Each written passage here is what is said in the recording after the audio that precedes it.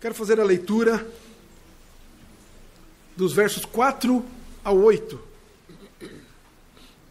Uma pequena parte deste texto, conhecido como a oração sacerdotal do Senhor Jesus, quando ele se reúne com os seus discípulos pela última vez, antes de ser levado à morte pela crucificação. Os versos 4 a 8, então, nos dizem assim: Eu te glorifiquei na terra, consumando a obra que me confiaste para fazer. E agora glorifica-me, ó Pai, contigo mesmo, com a glória que eu tive junto de ti, antes que houvesse mundo. Manifestei o teu nome aos homens que me deste no mundo. Eram teus, tu nos confiaste, e eles têm guardado a tua palavra. Agora eles reconhecem que todas as coisas que me tens dado provêm de ti, porque eu lhes tenho transmitido as palavras que me deste, e eles as receberam, e verdadeiramente conheceram que saí de ti, e creram que tu me enviaste. Vamos orar mais uma vez. Querido Deus, estamos na tua presença, diante da tua palavra que foi lida, e queremos, ó Deus, manifestar a nossa dependência total do Senhor, e clamar, ó Deus, a ti que nos ilumine a mente e o coração, pelo teu Santo Espírito, para que possamos compreender esta bendita palavra, como também colocá-la em prática nas nossas vidas. Ajuda-nos, Senhor, a amar a tua palavra, a amar ao Senhor, a amar a vida que temos contigo, a andar, ó Deus, em novidade de vida. Ajuda-nos, ó Deus, porque somos necessitados. Assim nos colocamos diante do Senhor, orando em nome de Jesus. Amém. Neste texto separado para a nossa meditação nesta noite, para fundamentar o tema que temos estudado ao longo dos últimos domingos, temos falado a respeito da glória de Deus, respondendo à primeira pergunta do nosso catecismo. Qual o fim principal do homem? Por que fomos criados? E a resposta é que o fim principal do homem é glorificar a Deus. Essa é a primeira parte da resposta. E a segunda parte diz que é alegrar-se nele, regozijar-se nele para sempre. Aqui nós vemos, nesta oração do Senhor Jesus, exatamente esta questão da glorificação ao nome de Deus pelo próprio Senhor Jesus Cristo na prática. O que ele fez na prática, e disse que o que fez glorificava o seu Pai. Ele nos diz aqui: eu te glorifiquei na terra. Como é que eu glorifiquei ao meu Pai, ao Senhor, aqui na terra? Ele responde: consumando a obra que me confiaste para fazer. Jesus Cristo não apenas glorificou a Deus nos pensamentos, não apenas glorificou a Deus com a sua presença, mas ele glorificou a Deus fazendo, consumando, praticando a obra que Deus mesmo deu para ele fazer. Eu te glorifiquei na terra, consumando a obra, ou seja, não deixei nada para trás, não faltou nada, eu fiz tudo, eu consumei tudo o que o Senhor entregou para eu fazer. Toda a obra que me confiaste para fazer. E agora, qual o resultado disso? O que Cristo receberia de volta? Qual seria o prêmio, o galardão? E agora glorifica-me, ó Pai, contigo mesmo, com a glória que eu tive junto de ti, antes que houvesse mundo. E ele está falando exatamente aqui de quando ele já era, antes de todas as coisas. E no seio do Pai, ele estava, Deus Pai, Deus Filho e Deus Espírito Santo, antes de se fazer carne, antes de se tornar humano, glorificado junto com o seu Pai. E no verso 6, manifestei. Como é que foi que ele consumou a obra que foi dada a ele nesta terra? Manifestei o teu nome aos homens que me deste no mundo. Eram teus, tu nos confiaste, e eles têm guardado a tua palavra. Jesus Cristo pregou o Evangelho. ele pregou o evangelho, e aqueles que Deus já havia dado a ele, os eleitos do Senhor, eles têm guardado a sua palavra. Eles acolheram a palavra do Senhor e a têm guardado. Têm sido edificados por ela, têm vivido essa palavra. É isso que significa guardar a palavra aqui. Agora eles reconhecem que todas as coisas que me tens dado provém de ti. Reconheceram a Jesus Cristo como Filho de Deus. Como é que eles reconheceram que Jesus Cristo era o Filho de Deus? Porque eu lhes tenho transmitido as palavras que me deste. E eles as receberam. E verdadeiramente conheceram que saí de ti. E creram que tu me enviaste. Através do testemunho de Jesus Cristo. Eles viram, comparando com o Antigo Testamento, com a palavra que eles tinham conhecido, com a Bíblia que eles conheciam. Eles compararam a vida de Cristo, as obras de Cristo. Eles verificaram com as Santas Escrituras e pelo poder do Espírito Santo reconheceram que Jesus Cristo era o Filho de Deus e que ele de fato cumpriu toda a obra que Deus havia confiado a ele. Isto glorificou a Deus. Nós somos feitos filhos de Deus. Nós somos feitos co-herdeiros com Cristo. Ou seja, isso quer dizer que nós somos também filhos de Deus. E, num certo sentido, irmãos de Cristo. E, portanto, recebemos as mesmas graças que Cristo recebeu. A palavra de Deus vai nos dizer que depois, no final dos tempos, quando formos levados ao céu de Deus, nós seremos glorificados. Assim como Cristo foi glorificado, está glorificado, é glorificado, nós seremos também. Então nós temos falado a respeito de como agora nós, com atitudes práticas, no nosso viver como filhos de Deus, glorificamos a Deus. Glorificamos a Deus como acabamos de fazer, cantando a sua palavra. Glorificamos a Deus na prática quando oramos ao nosso Deus. Isso demonstra a nossa confiança a Ele. Como acabamos de fazer, confessando os nossos pecados, como vimos semana passada, reconhecendo que somos pecadores, fracos, necessitados. Nós glorificamos a Deus quando a nossa confissão é sincera e quando ela também é voluntária, não é forçada. Isso certamente glorifica o nome do nosso Deus. Nós vimos também que nós glorificamos a Deus e amamos o nosso próximo quando nós trabalhamos, agimos, atuamos para trazer outros ao reino de Deus. Como Jesus Cristo declara aqui nesta oração. Eu consumei a obra, eu falei, eu proclamei o teu nome nesta terra. E eles viram, ouviram o Evangelho. E reconheceram que eu sou o teu filho. Através da proclamação do Evangelho, nós agimos, trabalhamos, para que outros venham de encontro a Cristo Jesus. Nós amamos, portanto, e demonstramos amor ao próximo como Cristo demonstrou amor por nós. Nós amamos o nosso próximo quando nós somos canais desta ação.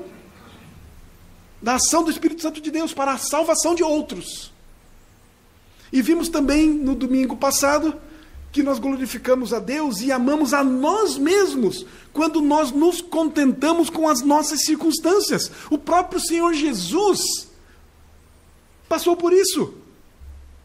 Ele vai dizer aos hebreus, ou melhor, o escritor aos hebreus vai dizer a respeito de Cristo, que ele se alegrou em ter sido entregue e morto naquela cruz por conta de salvar os eleitos de Deus, os filhos de Deus, de cumprir a vontade de Deus.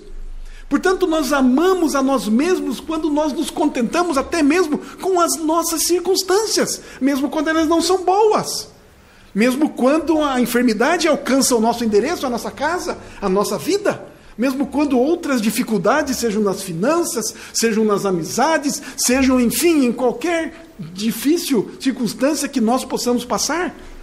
Nós nos contentamos, no sentido de estamos felizes por conta de que estamos sendo cuidados por Deus, mesmo diante das dificuldades. Pois o próprio Senhor nos disse: no mundo vocês vão ter aflições. Vocês terão dificuldades. Não existe o evangelho pregado por vezes em alguns lugares, onde venha para Cristo e os seus problemas terminaram, não haverá mais problemas. Isso não existe, a Bíblia não ensina isso em lugar algum. Diz que as aflições terão lugar, mas tenham um bom ânimo. Cristo venceu o mundo. Ele passou pela maior das aflições, pela morte de cruz, em nosso favor. Portanto, quando alguém está contente, feliz por estar no céu, por não ter problema nenhum, isso, na visão bíblica, no entendimento que temos das Escrituras, isso não causa nenhum tipo de admiração. Que vantagem há? Não é? Em estarmos alegres por não passarmos por nenhuma dificuldade. Por um lado, obviamente, podemos até nos alegrar, evidentemente, o Senhor tem nos dado a paz, sem dúvida alguma, mas isso não deve causar muita admiração. Mas o fato é de nos contentarmos verdadeiramente por estarmos passando por aflição e ali estarmos contentes, seguros, alegres, porque Cristo está adiante de nós. Isso é, de fato, a manifestação. Isso deve ser como devemos andar como cristãos. Isso deve ser e será um verdadeiro testemunho de um filho de Deus. Mesmo diante das dificuldades, estarmos contentes. Isso não quer dizer estarmos sorrindo de qualquer maneira, mas pessoalmente, internamente, espiritualmente, contentes. Pois Deus tem sido bom, gracioso, nos deu a vida eterna e anda conosco. Como Davi disse, o salmista, não é? Andando pelo vale da sombra da morte, tu estás comigo. Está no vale da sombra da morte, mas o Senhor está comigo. Não estamos sozinhos. O Senhor anda conosco. Isso deve contentar, alegrar o nosso coração. Mas no texto lido nós temos a afirmação enfática de Jesus. E Jesus é o nosso supremo padrão de conduta, de vida, de testemunho, de atitudes. Devemos olhar para Jesus e buscar em Jesus a força, o impulso para andarmos como Ele, para fazermos como Ele. Ele diz: eu te glorifiquei na terra, consumando a obra que me confiaste para fazer. Portanto, queridos, nós também glorificamos a Deus quando o obedecemos. Nós temos o costume, por vezes, somos influenciados de vez em quando, quando lemos as Escrituras, especialmente quando lemos as Escrituras do Novo Testamento, a achar, a pensar, imaginar que não há mandamentos no Novo Testamento. Há aquela ideia errônea, por vezes propagada, de que no Novo Testamento, depois da vinda de Cristo, nós estamos agora no tempo da graça, e não mais debaixo da lei. E interpretam erroneamente, como já disse alguns, dizendo que estar debaixo da lei não é viver mais debaixo dos mandamentos da lei. Mas agora estamos debaixo da graça, e portanto podemos viver de qualquer maneira. Isto também é uma falácia, pois nós vemos em praticamente todo o Novo Testamento, basta fazermos uma pesquisa mais acurada dos verbos que estão aqui nas Escrituras do Novo Testamento, e uma grande porcentagem deles, e nós temos visto aqui junto com os irmãos, a grande porcentagem dos verbos que temos aqui no Novo Testamento são ou estão no imperativo, dando-nos uma ordem, colocando para nós um mandamento. E se está lá, é para cumprirmos, é para obedecermos. Portanto, quando lemos as Escrituras, e especialmente quando vamos ler o Novo Testamento e encontramos esses verbos, olhemos para nós mesmos. Temos cumprido? É uma ordem para mim? Eu a entendo como isto, como ordem, como mandamento. Então nós glorificamos a Deus quando obedecemos a esses mandamentos. Por isso não podemos ou não devemos apenas ler as Escrituras, mas devemos nos apropriar dela, devemos meditar nela, devemos olhar para as Escrituras e ver o que ela de fato está dizendo para nós. Que ordem eu tenho aqui? Que princípio eu extraio para a minha vida aqui? Que atitude tenho que fazer, tenho que ter, tenho que mudar se for necessário para de fato obedecer, cumprir o que a palavra de Deus está dizendo? Assim glorificamos a Deus. Assim estamos cumprindo a sua palavra. Assim estamos caminhando e andando como Jesus, que ouviu as palavras de Deus e a cumpriu. Não apenas achou bacana, legal, era coisa boa, mas cumpriu. Assim devemos fazer. Mas eu quero seguir nesta linha, e creio que hoje nós vamos terminar com mais 4 pontos, 4 atitudes práticas que devemos ter na nossa vida como crentes cristãos, como filhos de Deus, como irmãos de Cristo, para então glorificarmos ao Senhor. É óbvio que esses 4 pontos eles não esgotam o assunto, mas vão nos dar um pouco mais de clareza àquilo que precisamos fazer. E podemos fazer no poder do Espírito Santo do Senhor. Portanto, 4 pontos. O primeiro dele, glorificamos a Deus na prática quando damos frutos. E aqui por vezes também há uma certa dificuldade de compreendermos o que seriam esses frutos. Por vezes ouvimos e caminhamos na seguinte direção, em que frutos que devemos dar é a conversão do ímpio. Você e eu, nós, os filhos de Deus, a igreja de Cristo, dá frutos quando converte alguém. E aí também há um outro engano, porque não somos nós que convertemos ninguém.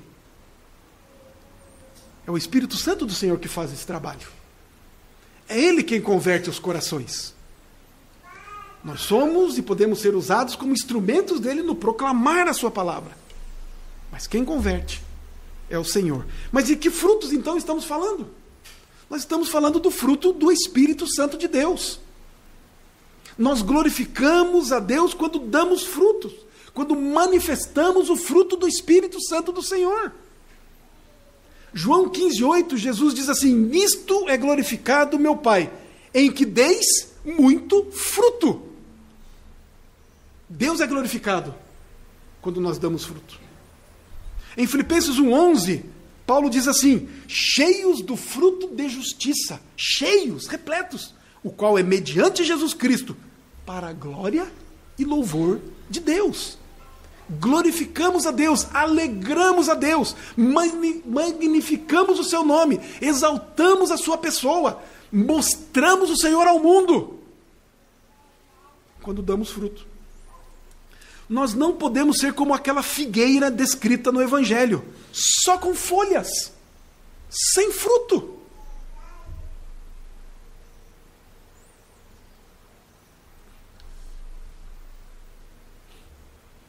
Não podemos ser como aquelas pessoas do passado. Hoje fica um pouco mais difícil assim, por conta de que o smartphone, enfim, tablets, né, as Bíblias estão todas lá. Raramente vemos alguém, não é, andando pela rua com uma Bíblia embaixo do braço. Mas antigamente era muito comum, não é? Ir uma igreja com a Bíblia embaixo do braço, todo mundo sabia que era um crente. Mas por vezes a Bíblia só estava embaixo do braço. Por vezes a Bíblia não era lida, ou se era lida não era meditada, ou às vezes era até meditada, mas não era praticada. É como uma figueira só com folhas. Nós olhamos uma árvore, uma figueira com folhas, e nós sabemos, pelo menos aqueles que conhecem, não é? De botânica aí, olha uma figueira com folhas e de fato não, é uma figueira. Mas não tem fruto. E nós sabemos o que Jesus fez com aquela figueira que não tinha fruto. Nós cristãos precisamos dar fruto o tempo todo. Não há estação em que não demos fruto. Sempre devemos frutificar. Nós não glorificamos a Deus apenas com a nossa profissão de fé. Apenas quando vimos à frente na casa de Deus, no culto especial, e professamos que cremos em Cristo Jesus como nosso Senhor e Salvador. Nós não glorificamos a Deus apenas quando fazemos isso. Isso de fato glorifica a Deus. Mas também glorificamos a Deus quando damos fruto. E o fruto do Espírito Santo. É o fruto do Espírito Santo. E nós vamos ver muito isso quando estudarmos também no Sermão do Monte. No Sermão do Monte, após Cristo falar a respeito das bem-aventuranças, olha o que ele diz lá no capítulo 5 de Mateus, no verso 16. Depois dele dizer quem são os cristãos, como é um cristão, qual é o caráter do cristão. E as bem-aventuranças mostram isso, qual é o caráter do cristão, como nós identificamos o cristão, como nós nos identificamos como cristãos. Depois de Jesus ter dito isto àquela multidão, olha o que ele diz logo depois: assim brilhe também a vossa luz diante dos homens, para que vejam as vossas boas obras e glorifiquem a vosso Pai que está nos céus. Portanto, o princípio de nós darmos fruto também é este. Não apenas darmos fruto por darmos fruto. Não apenas cumprimos a palavra de Deus quando damos fruto, quando mostramos o fruto do Espírito. Mas o objetivo, além deste, é para que os outros vejam e glorifiquem também a Deus.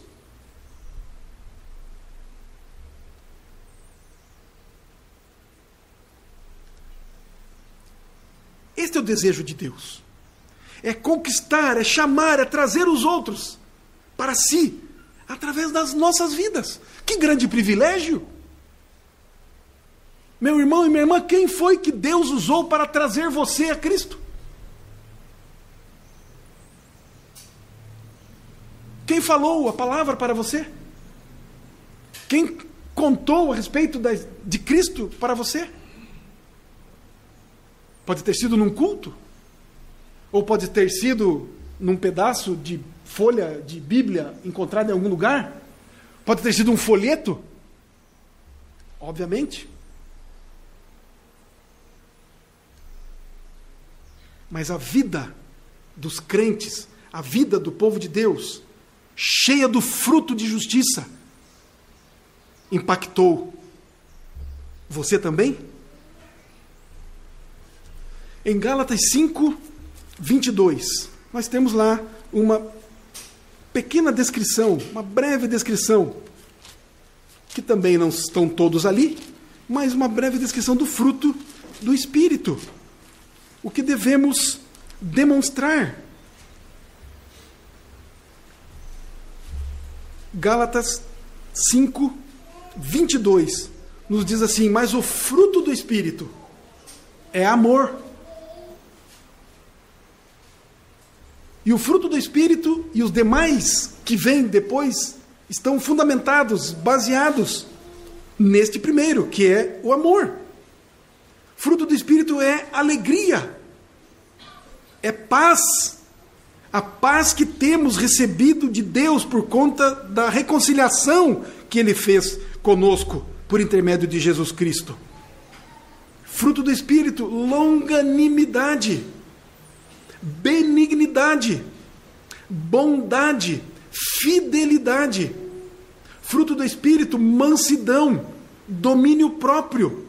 Contra estas coisas não há lei. E se você olhar lá no Sermão do Monte, nas bem-aventuranças, você vai olhar lá pelo menos 4 destas que acabamos de citar aqui, ou destes frutos que acabamos de citar aqui. Você vai ver lá no Sermão do Monte que Jesus Cristo fala a respeito da humildade. Bem-aventurados os humildes. Ele vai falar bem-aventurados os mansos. Ele vai falar lá bem-aventurados os misericordiosos. Bem-aventurados os pacificadores. É o que ele vai dizer lá. Podemos comparar com o que Paulo fala aqui em Gálatas. Portanto, querido, a prática das boas obras, estas práticas das boas obras, e estas são as boas obras. amor, alegria, paz, longanimidade, misericórdia, enfim, estas boas obras confirmam a nossa fé. Confirmam a nossa fé em favor dos outros e em relação a Deus, fazendo o bem da mesma maneira que Jesus fez. Em Atos dos Apóstolos, o escritor Lucas registra o seguinte: a respeito de Jesus, ele diz: o qual andou por toda parte, fazendo o bem e curando a todos os oprimidos do diabo. Demonstrando, portanto, amor, alegria, pacificando, demonstrando misericórdia, fruto do Espírito, boas obras. E nós devemos fazer e caminhar da mesma forma. Portanto, nós glorificamos a Deus na prática quando damos frutos. E, portanto, por isso dissemos, e vamos lembrar novamente, que devemos estar diante de Deus e avaliar, analisar a nossa vida. E ver se nós temos de fato andado de acordo com a palavra de Deus. Nós não devemos jamais olhar se o João, se o José, se a Maria ou se a Ana, se eles estão andando de acordo com a palavra de Deus. Nós não devemos pegar esta lista de fruto do Espírito Santo e olhar, não, de fato, Maria tem andado em amor. E João tem sido alegre. Mas olhar para Antônio e dizer, não, Antônio não tem tido domínio próprio. Não tem sido longânimo nem benigno. Esse Antônio, acho que não é filho de Deus. Não, temos que olhar para nós. Debruçarmos-nos diante da palavra de Deus. E olharmos para dentro de nós mesmos. E perguntar a nós mesmos se temos demonstrado e vivido este fruto do Espírito Santo nas nossas vidas. E se não temos, se temos falhado aqui e acolá, então confessarmos ao Senhor essa nossa falta. E clamarmos por perdão e misericórdia. E pedirmos a Ele forças para mudarmos de atitude. Para darmos fruto. Para produzirmos o fruto. Não apenas para o nosso contentamento, alegria e glorificar a Deus, apenas com isso, mas para que isso sirva para que outros vejam as nossas boas obras e glorifiquem ao nosso Pai que está nos céus.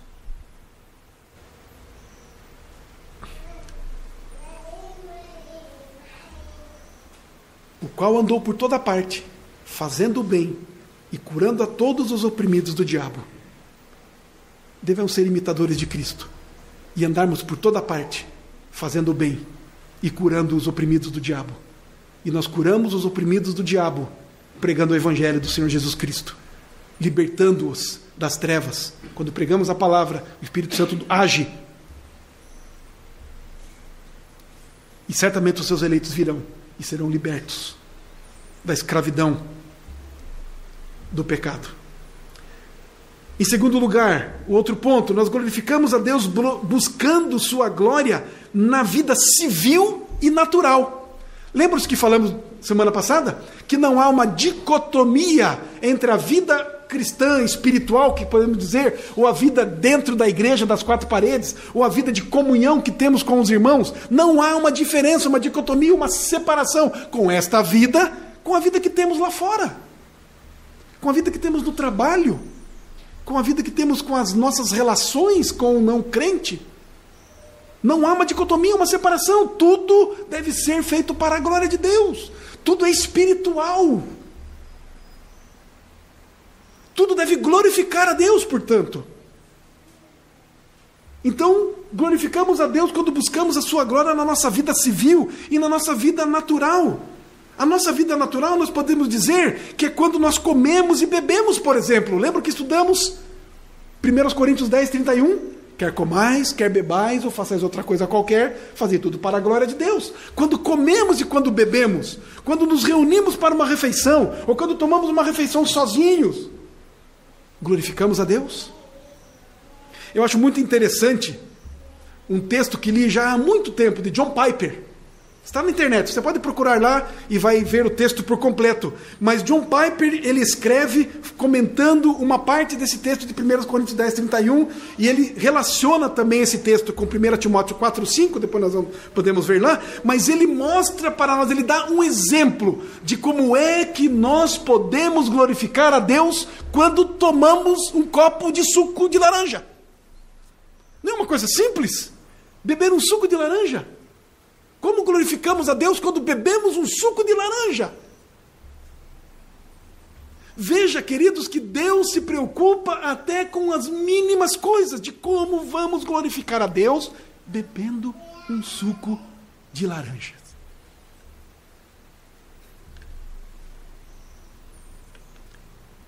E ele diz então assim, extraí apenas uma pequena frase do seu artigo. Ele diz assim, o suco de laranja que o cristão bebe é santificado pela palavra de Deus e pela oração. Portanto, quando vamos beber um suco de laranja, não vamos beber de qualquer maneira, vamos agradecer a Deus. Vamos dar graças ao nome do Senhor pelo suco de laranja. É uma coisa muito simples. O suco de laranja que o cristão bebe é santificado pela palavra de Deus e pela oração. É o que diz 1 Timóteo 4, 5. A oração é a nossa humilde resposta de agradecimento do coração. Crer nesta verdade, apresentada na palavra de Deus, e oferecer ações de graça em oração, é uma das maneiras de bebermos suco de laranja para a glória de Deus.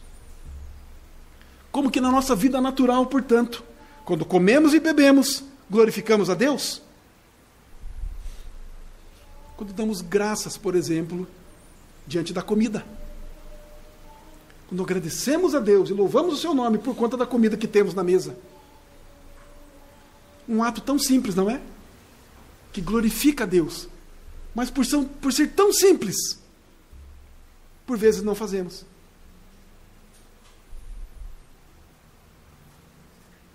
Por vezes nos esquecemos.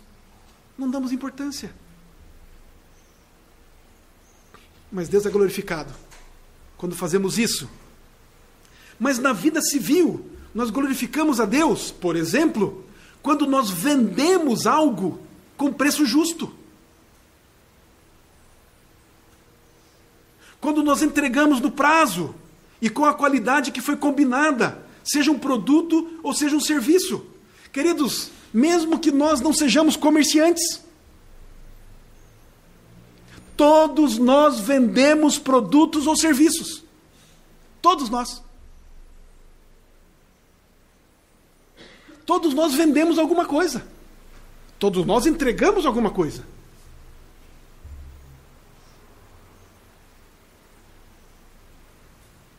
Quando combinamos algo com alguém, seja um encontro em determinado lugar, numa hora marcada, e não cumprimos esse horário, não glorificamos a Deus. Não é tão simples? Algo por vezes até banal, não é? Ah, um minutinho a mais, que mal tem.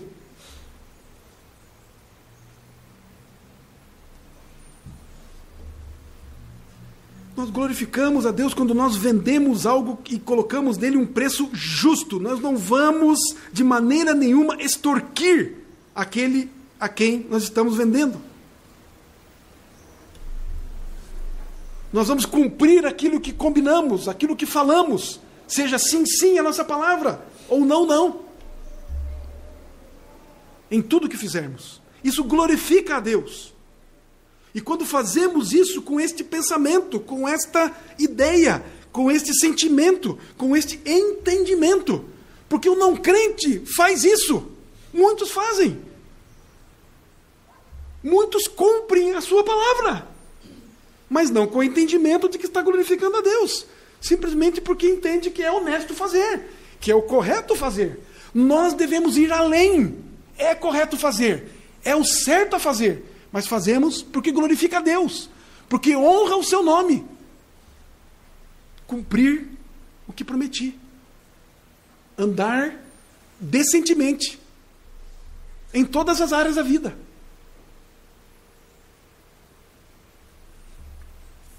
fazer com esse pensamento? Quando nós também trabalhamos honestamente, portanto, na nossa vida cotidiana, quando nós trabalhamos honestamente, nós glorificamos a Deus. Quando nós não enganamos o nosso patrão. Quando nós fazemos tudo o que é designado para nós fazermos. Quando todas as tarefas que são passadas para nós, nós cumprimos no tempo devido. Nós não enganamos o patrão. Quem precisa bater o cartão eletrônico, não é? Hoje, ou digital, eu estou tão atrasado que nem sei que tipo de cartão que tem agora. Mas no meu tempo era aquele cartão que você colocava lá e você tinha que bater, né? Depois foram aperfeiçoando, você só colocava e já batia por conta. Depois tinha um cartão, né, magnético que você só encostava. Hoje eu não sei como é que é. Hoje acho que se só acordar em casa e já está batendo cartão. Tudo muito ligeiro hoje. Mas enfim, você, creio que para chegar, você não tem como mais enganar o seu patrão, não é? Porque colocou o cartão lá, ele vai dizer o horário que você chegou, não tem como. Antigamente, quem não tinha o cartão, tinha o cartão ponto, né, que você assinava. Tinha que entrar às 8. Chegava às 8h05, a pessoa colocava lá 8-0, ela ia começar a fazer outro 0, ela colocava, né, era para colocar o 5, né? Ela colocava outro 0. Ela não chegou 8-0, chegou 8h05.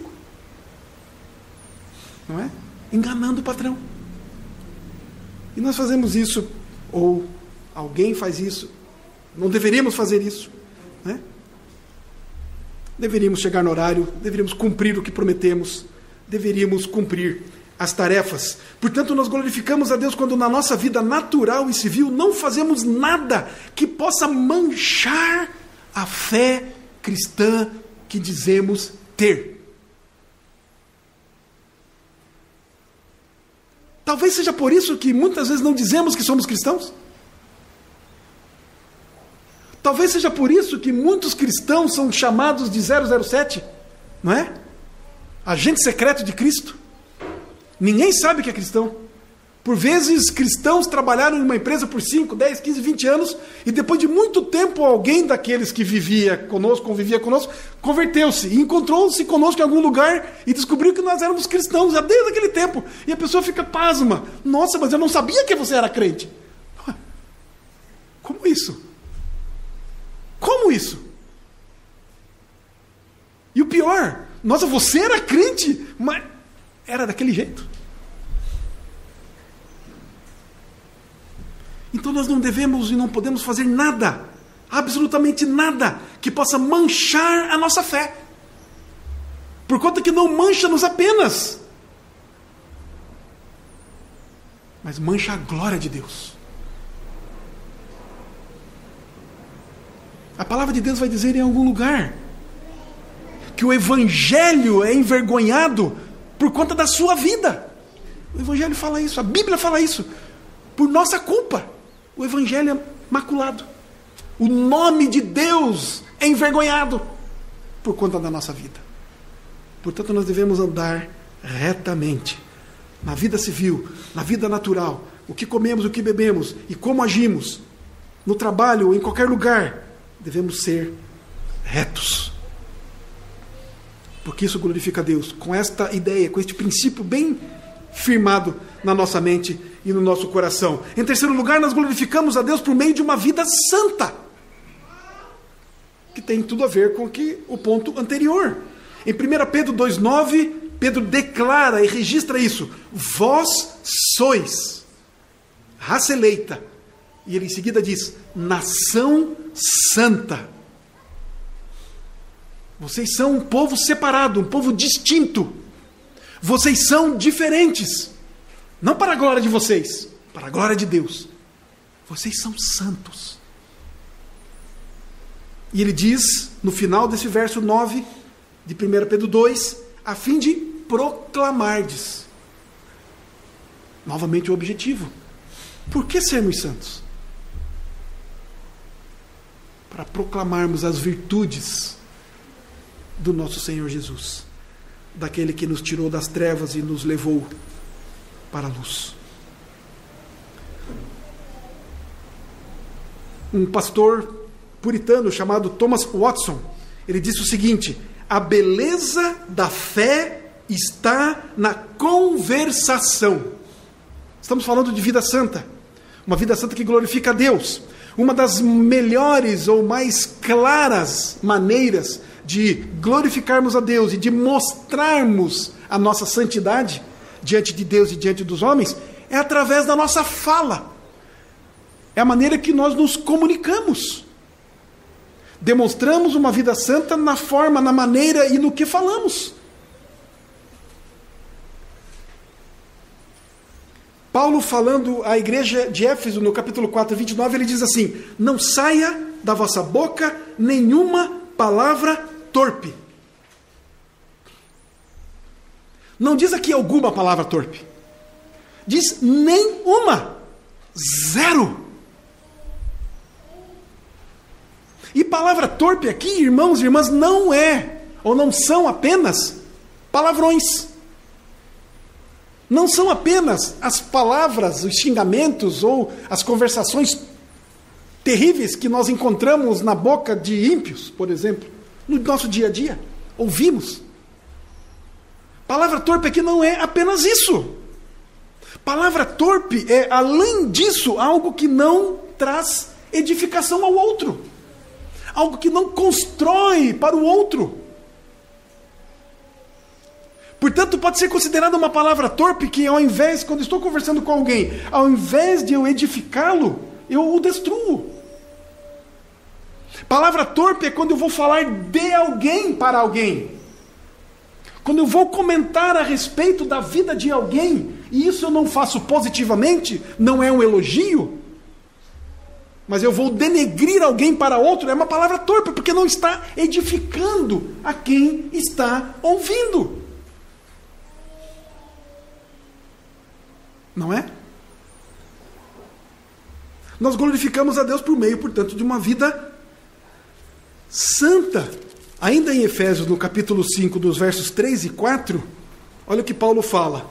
Começando no 1, ele diz: sede, pois, imitadores de Deus como filhos amados, e andai em amor, como também Cristo nos amou e se entregou a si mesmo por nós, como oferta e sacrifício a Deus em aroma suave. Por que que devemos ter uma conversa santa e uma vida santa? Por conta de tudo que Cristo fez por nós.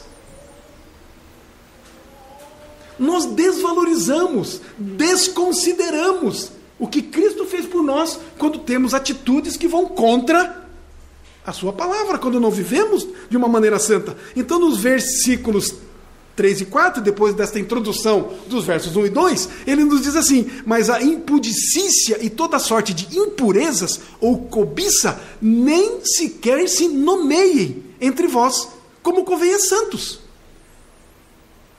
E ele continua dizendo no versículo 4, ele repete a expressão que ele disse, a qual acabamos de dizer no versículo 29 do capítulo 4. Ele diz no versículo 4, nem conversação torpe, nem palavras vãs ou chocarrices, coisas essas inconvenientes. Pelo contrário, ao invés de fazerem tudo isso, ações de graças. Que as nossas palavras sejam veículos de ações de graças. Isso é viver uma vida santa. Em Colossenses 3:8, olha o que Paulo fala àquela igreja. Engraçado, não é? Ele tinha que ensinar todas as igrejas a mesma coisa. 3:8 ele diz assim: agora, porém, despojai-vos. Tira isso. Igualmente, de tudo isto, ira, indignação, maldade, maledicência. E o que mais que ele fala no versículo 8, no finalzinho? Linguagem obscena do vosso falar. E ele continua dizendo aí, não é? Não mintais uns aos outros e tal. E no versículo 10 ele diz o porquê disso. E vos revistais do novo homem. É isso que nós devemos fazer. E por último, Mateus 12. Palavras do próprio Senhor Jesus. Mateus 12, verso 34.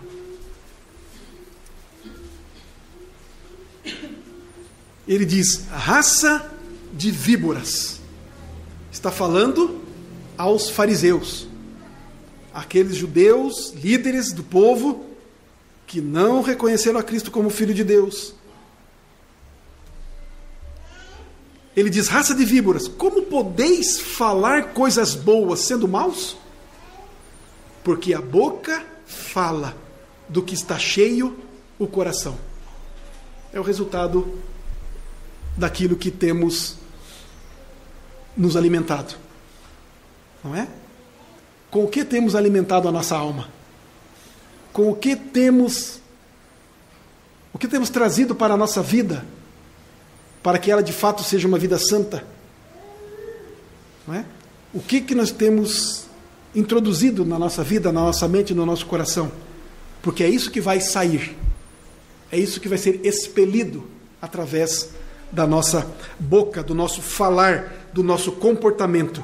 Portanto, nós glorificamos a Deus por meio de uma vida santa, em todos os sentidos, e demonstramos uma vida santa muito claramente na maneira como nós conversamos, na maneira como nós expressamos aquilo que temos no nosso coração. E por último, nós glorificamos a Deus andando em alegria. Deus é glorificado quando o mundo vê um cristão que tem algo no seu interior, que pode fazê-lo alegre nos piores momentos. Nós já falamos um pouco sobre isso no início. O povo de Deus tem e está fundamentado, ele tem uma fundamentação para a sua alegria. Por que somos alegres? Por que nós podemos ver na vida de um cristão a alegria, mesmo diante das dificuldades? Mesmo diante das tristezas e das aflições? Como é? Por que isso acontece? Qual é o diferencial? É porque o cristão, ele foi justificado, ele foi adotado por Deus.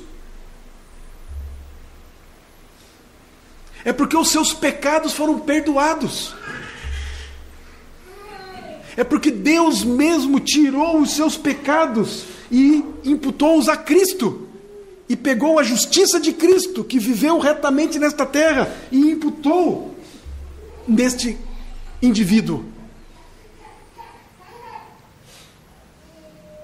Ele sabe que agora não é mais condenado por conta dos seus pecados, que ele é perdoado totalmente dos seus pecados.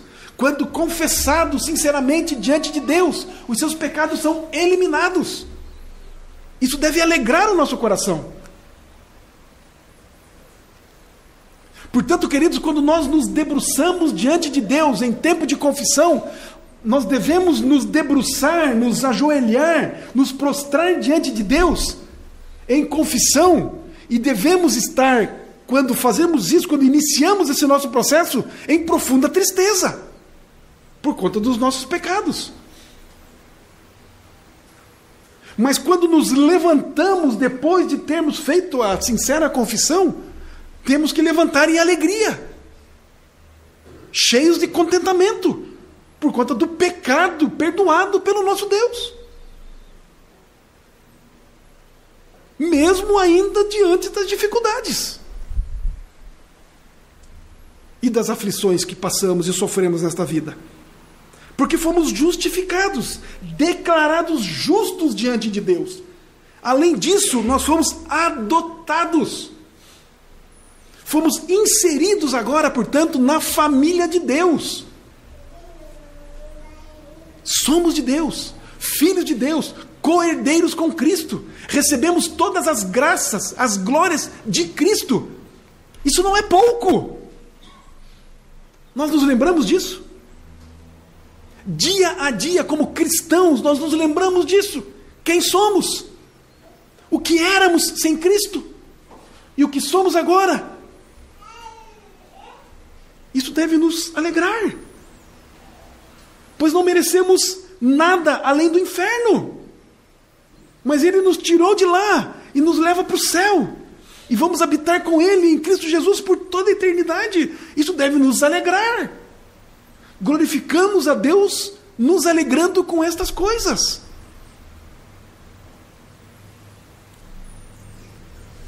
Isso deve trazer formosura ao nosso rosto.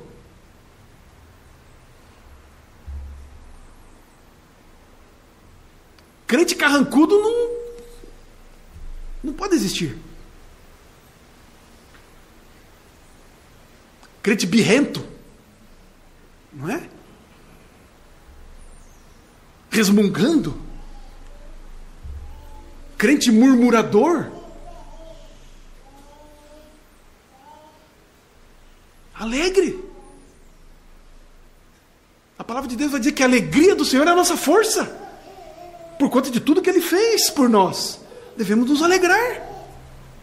Temos com o que nos alegrar. Não é isso? Repito, mesmo diante das dificuldades. Temos com o que nos alegrar. Sermos contentes. Porque a justificação, antes disso a regeneração, a justificação, a adoção, fomos enxertados na família de Deus. E essas graças, elas produzem em nós paz interior.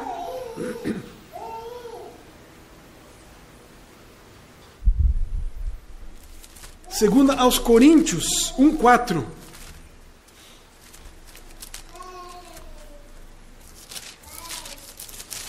Segunda aos Coríntios 1:4.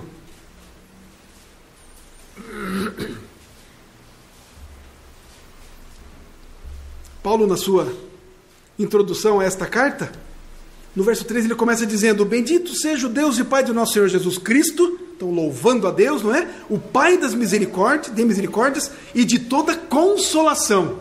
Olha que bênção. Ele diz no versículo 4, então, é Ele que nos conforta em toda a nossa tribulação. Ele não diz que é Ele que nos tira da tribulação, não. Ele nos conforta na tribulação, para podermos, sempre tem algo mais. Sempre tem algo que nós podemos fazer e devemos fazer. Sempre tem alguma coisa que nós devemos devolver e responder quando recebemos algo. Nós não podemos receber bênção e graça de Deus e retê-la. Não é isso que diz a palavra de Deus aqui agora, novamente? Olha o que ele diz. Ele nos conforta em toda a nossa tribulação. Para quê? Para podermos consolar os que estiverem em qualquer angústia, com a consolação com que nós mesmos somos contemplados por Deus.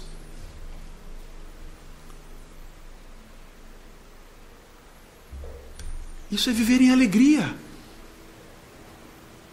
Podemos repartir aquilo que recebemos de Deus. Repartimos o evangelho que recebemos. Repartimos a consolação que recebemos. Não podemos reter aquilo que recebemos. Não podemos ficar só para nós.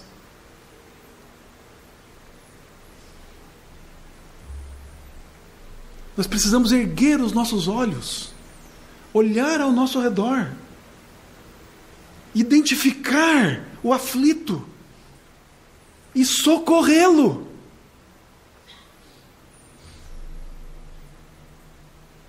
E isso deve alegrar o nosso coração, de fazermos isso, de nos doarmos. Isso deve ser a alegria da nossa vida.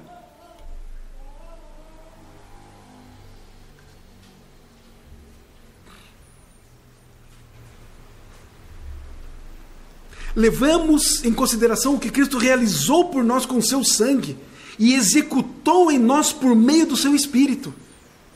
Levamos em consideração. E essa alegria glorifica a Deus. O que nos diz o Salmo 100?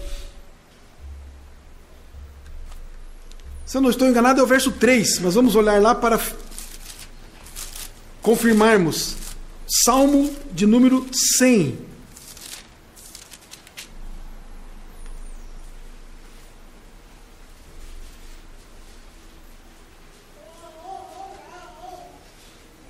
É o versículo 2. Celebrai com júbilo ao Senhor todas as terras. Olha o que ele diz no versículo 2. Servi ao Senhor, apresentai-vos diante dele com cântico. É isso ou não? Não. Faltou uma coisinha especial. Não é? Servir ao Senhor com alegria.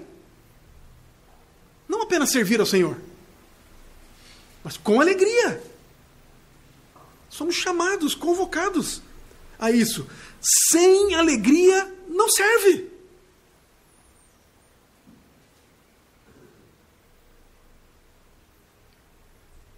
Concluindo, meus irmãos, grande vantagem tem aqueles que glorificam a Deus durante as suas vidas, porque será de grande consolo na hora da morte. Olha só que bênção. Entenderam o que foi dito? Entenderam a frase? Grande vantagem tem aqueles que glorificam a Deus durante a vida. E nós falamos de várias formas práticas e atitudes que devemos ter que glorificam a Deus. Grande vantagem tem estes que glorificam a Deus durante a vida. Por quê? Porque vai ser de grande consolo na hora da nossa morte. Como isso? Foi exatamente isso que nós vimos em João, capítulo 17, versículo 4, que o Senhor Jesus falou.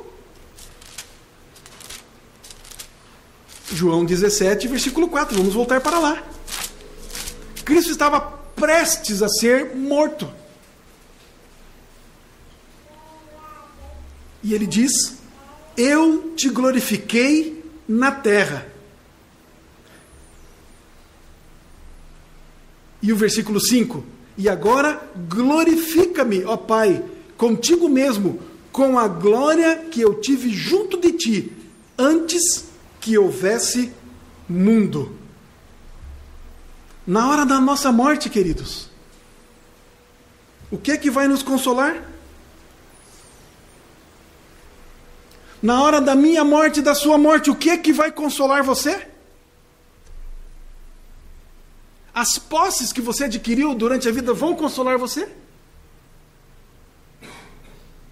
Os prazeres que tivemos à nossa disposição durante a vida vão nos consolar?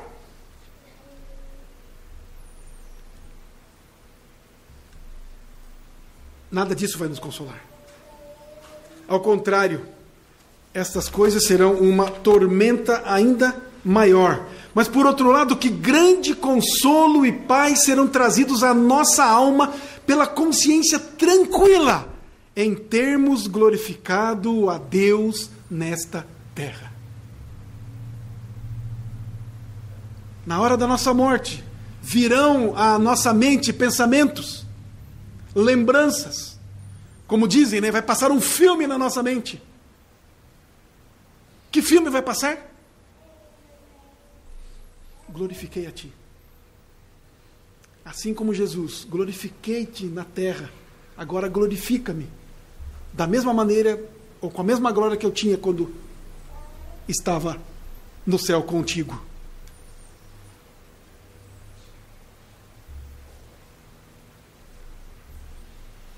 Pois esses pensamentos, estas coisas todas vão vir à nossa mente.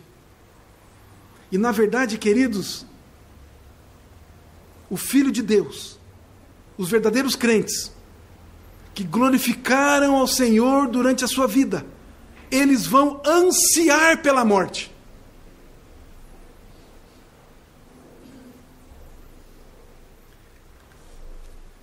Eu aprecio muito uma palavra que o pastor Lloyd Jones, no leito de morte, falou para a sua família, pouco antes de morrer. Ele por muito tempo ficou doente, tinha câncer,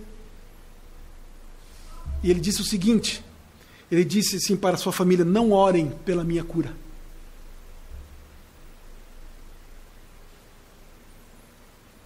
Eu quero estar com o Senhor. Eu quero ir para os braços do Mestre. Ansiava pela morte. Ansiava por estar com Cristo. E nós sabemos que a maneira mais fácil de estarmos com Cristo hoje, mais rápida, é morrermos agora, né? Não sabemos quando Cristo voltará. É pela morte. que estaremos com Cristo. Portanto, aqueles que glorificam a Deus em vida, eles certamente anseiam pela morte. Pois trabalhamos, não é? Lembram-se daquela parábola que Jesus Cristo conta do servo que trabalhou o dia inteiro na vinha? E aí ele trabalha o dia todo, e certamente pensando no final do dia, quando começa a noite, é quando ele vai receber o pagamento pelo seu trabalho. Ele começa a trabalhar, passa o dia todo fazendo o que devia ser feito, esperando a hora do pagamento.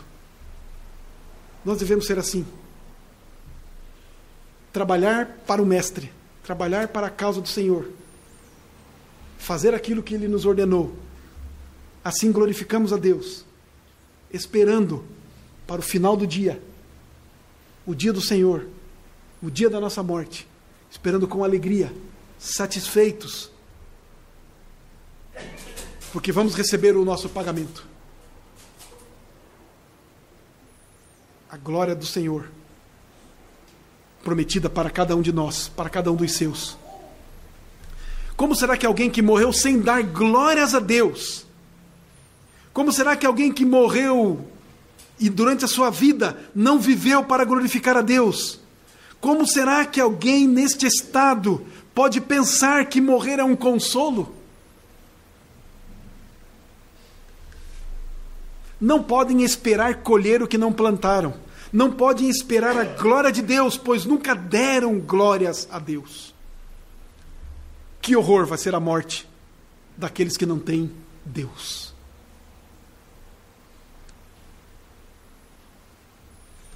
Quando nós glorificamos a Deus, Ele glorifica as nossas almas para sempre. Ao promover a glória de Deus, aumentamos a nossa própria. Ao glorificar a Deus, nós iremos finalmente ao abençoado deleite nele. E é muito interessante nós lembrarmos uma vez mais da resposta à primeira pergunta do nosso catecismo. Não é interessante nós olharmos exatamente isso? A pergunta é: qual é o fim principal do homem? E a resposta: glorificar a Deus e deleitar-se nele para sempre. Regozijar-se nele para sempre. Como nesses últimos domingos nós vimos a respeito desse tema, como podemos glorificar a Deus na prática.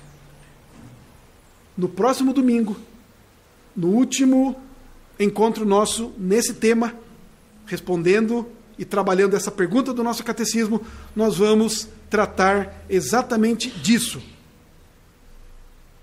A segunda parte da resposta, o deleitar-se em Cristo. O que isso significa? O que é de fato isso? Estamos combinados? Que o Senhor nos abençoe. Que Ele nos ajude, nos impulsione, nos motive a glorificarmos o nosso Senhor, o nosso Deus, com as nossas atitudes, práticas no nosso dia a dia. Vamos nos colocar em pé e vamos cantar um cântico que fala exatamente disso que tratamos nesta noite. Vamos glorificar a Deus, louvar o seu nome, exaltá-lo na beleza da sua santidade.